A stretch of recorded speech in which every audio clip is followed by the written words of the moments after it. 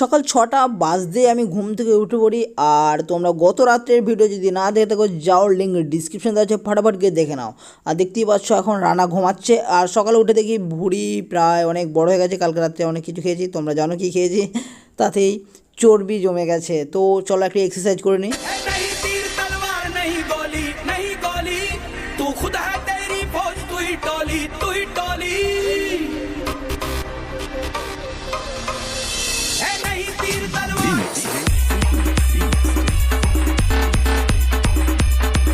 ये क्या है? হ্যাঁ এই কারে মানাডে ओ फक! साला डर गए। No, no, no, no.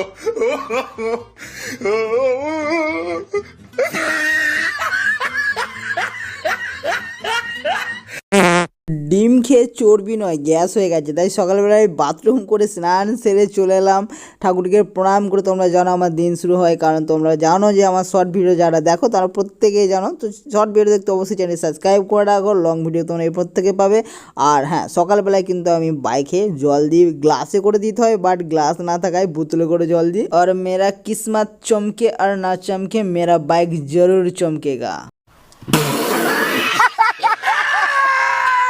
আর সেই জন্যই প্রত্যেক দিন গাড়িটাকে ভালো করে মোছামুছি করি, যাতে চকচক করে।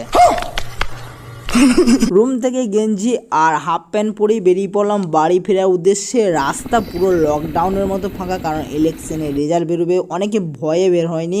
ড্রাইভ করতে হেভি লাগছিল ফাঁকা রাস্তায়। তারপরে বড়ার চমাতায় মামাতো ভাইয়ের সাথে দেখা করার কথা ছিল, কারণ কিছু দেওয়ার ছিল তাকে। তারপর ভাই আর আমি চলে গেলাম মিষ্টির দোকানে মিষ্টি খেতে, কারণ একটু মিষ্টি মুখ না করলে হবে না। আজকের দিন ভোটের রেজাল্টের দিন, রেজাল্ট বেরোনোর আগে মিষ্টি মুখ করে নিতে হবে। কে জিতবে তার উপরে যেতে হবে, মানে যে জিতবে তার দলে আমি।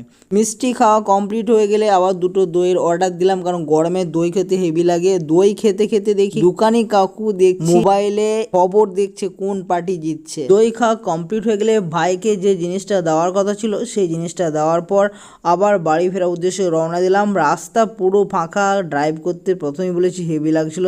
তারপরে বাড়ি পৌঁছে দেখি প্রায় 11টা বেজে গেছে। তারপরে দাদা আর ভাই বোন মিলেও দেখছি বসে বসে টিভিতে দেখছে কোন পার্টি জিতছে। তবে আমি এসব না দেখে চলে গেলাম আমাদের কাছে আম পাড়তে গুলতি করে। তো গুলতি করে নেশানা ঠিক হচ্ছিল না, তাই একটা বাঁশ নিয়ে চলে গেলাম আম পারবো বলে, কারণ ঝড় দিলে পারে এই আম পাড়ার ছেলেরা খেয়ে নেবে, তাই সেটা পেরে খেয়ে নেওয়া আমাদেরই ভালো। সেই জন্য আমরা চলে গেলাম জালপত্র নিয়ে, যাতে আম মাটিতে পড়ে ফেটে না যায়। তবে আম খাওয়ার থেকে আম পাড়ার মজাটাই আলাদা। আর জাল নিয়ে কোনো কাজ হলো না, কারণ আম সেই পুকুরের জলেই পড়লো, তবে ফেটে যাবে না, যে কারণে জাল ব্যবহার করা।